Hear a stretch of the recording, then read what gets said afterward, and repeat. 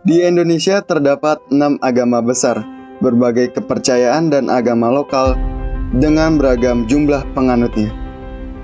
Menurut Statistical Yearbook of Indonesian 2018, jumlah mayoritas pemeluk agama jatuh pada agama Islam dengan 86,7% dari total penduduk Indonesia. Dilanjutkan Kristen Protestan 7,6%, Kristen Katolik 3,12%, Hindu 1,74%, Buddha 0,77%, Konghucu 0,03%, dan agama lainnya 0,04%. Semuanya dijamin kebebasannya di dalam Undang-Undang Dasar Negara Kesatuan Republik Indonesia tahun 1945, Pasal 28E ayat 1, yang berbunyi, setiap orang bebas memeluk agama dan beribadat menurut agamanya. Terdapat juga beberapa pasal yang mendukung kebebasan beragama dan kepercayaan di Indonesia, seperti Pasal 28E ayat 2 dan Pasal 29 ayat 2. Sila pertama dalam Pancasila tegas berbunyi, ketuhanan yang Maha Esa, memperkuat landasan keberagaman agama di Indonesia. Dalam perjalanannya, kehidupan beragama di Indonesia bukan tanpa tantangan, gejolak, konflik, dan banyak peristiwa seperti radikalisme, konflik horizontal, pembatasan rumah ibadat, dan lain sebagainya mewarnai kehidupan beragama di Indonesia. Namun, hal tersebut tidak sedikit pun dapat mengurangi keindahan hidup beragama di Indonesia. Banyak orang telah merasakan bagaimana hidup beragama di Indonesia adalah suatu rahmat yang tak terhingga. Dan inilah cerita mereka. Halo, perkenalkan nama saya Putu Mariji Segara Putra, saya beragama Hindu, dan saya baru saja lulus dari Fakultas Hukum Universitas Indonesia. Halo, perkenalkan nama saya Boniface Aprianto, biasa dipanggil April, saya beragama Katolik, dan saat ini saya sedang menempuh pendidikan di Fakultas Hukum Merdeka Atma Jaya. Hai, saya Angel, saya seorang Kristen. Saat ini saya sedang bekerja di salah satu perusahaan asuransi kerugian di Indonesia. Halo, nama saya Dewa Putu Agus Sastrawan, agama saya Hindu, dan pekerjaan saya sebagai seorang pelaut. Halo, perkenalkan, nama saya Inas Oleh Farisi, bisa dipanggil Inas. Saya beragama Islam dan saat ini saya sedang berkuliah di Universitas Katolik Atma Jaya. Oke, perkenalkan, nama saya Vivian Silviani, agama Buddha. Saya bersekolah di SMK Strada Budi Luhur.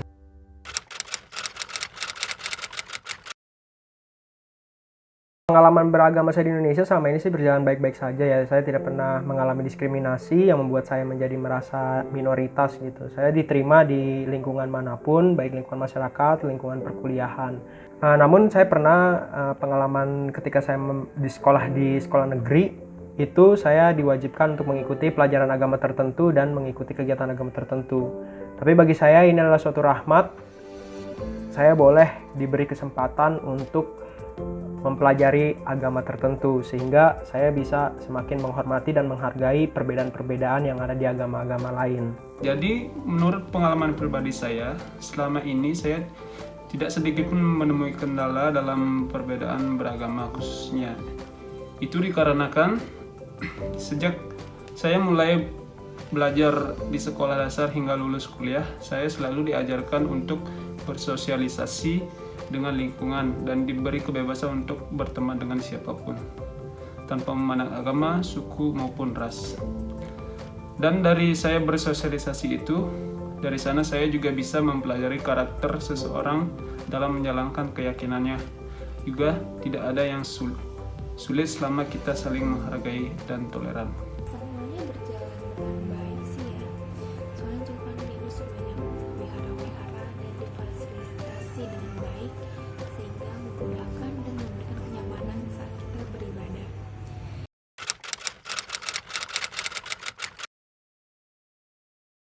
Pengalaman saya yang paling berkesan berkaitan dengan adanya relasi bersama orang-orang beragama lainnya adalah pada saat saya tinggal di apartemen di Depok dengan teman-teman muslim saya pada saat bulan puasa. Jika mereka sedang berpuasa, saya berusaha semaksimal mungkin untuk tidak makan atau minum di depan mereka. Mengenai pengalaman paling berkesan berelasi bersama dengan teman yang berbeda agama, itu terdapat beberapa contoh. Di antaranya saja pada saat saya di lingkungan kuliah, yang mana apabila sudah masuk waktu sholat, teman-teman saya biasanya mengingatkan kepada saya untuk melakukan sholat terlebih dahulu.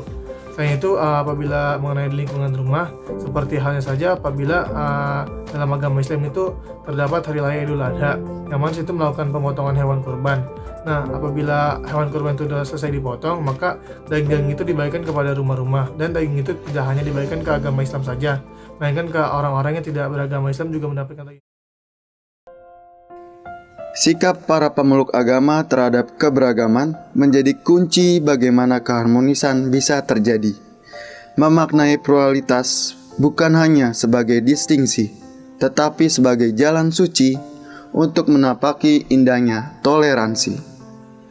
Mereka pun mempunyai pemaknaan tersendiri atas keberagaman agama di Indonesia, dan itu semua bisa saling memperkaya.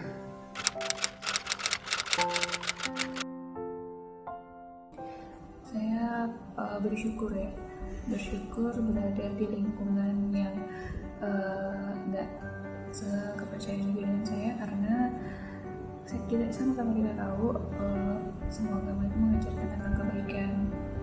Cuman saja caranya mungkin yang berbeda-beda di tiap agama, di tiap kepercayaan.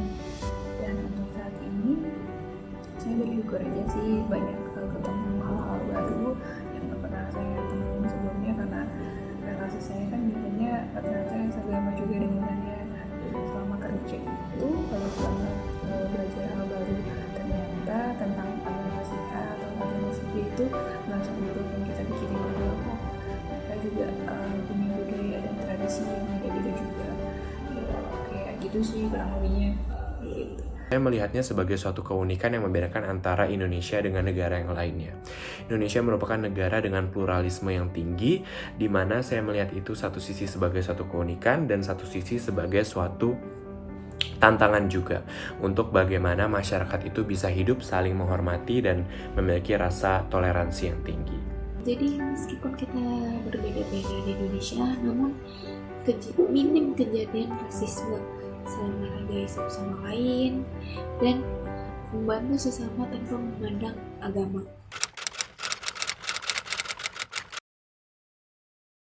Pengalaman beragama di masa pandemi, ya tentu saya saya merasa sih iman saya tidak runtuh ya di masa pandemi ini, justru malah semakin dikuatkan. Mengapa begitu? Ya kita di awal-awal pandemi lah gitu, teman-teman saya gitu, dan terutama saya sendiri juga di media sosial tuh kadang suka nge-share gitu, oh kita rindu Ekaristi gitu dan sebagainya macamnya, karena di masa pandemi ini kan kita tidak boleh misa langsung atau menerima sakramen Maha Kudus langsung kan di awal-awal pandemi. Nah di situ saya merasa bahwa ini adalah teguran untuk saya gitu. Oh ternyata ketika sebelum pandemi ini ya saya kurang menghormati perayaan Ekaristi.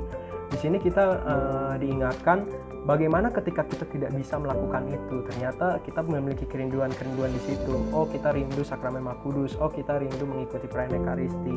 Nah disinilah kita mencoba untuk memperbaiki diri, terutama saya sendiri gitu ya. Tidak mengalami kesulitan, asalkan saja dalam melakukan ibadah ini sesuai dengan protokol kesehatan. Seperti apabila saya ingin melakukan sholat, saya harus tetap menjaga jarak, memakai masker, dan selalu mencuci tangan, dan selalu bebersih sebelum melakukan ibadah ke tempat ibadah tersebut.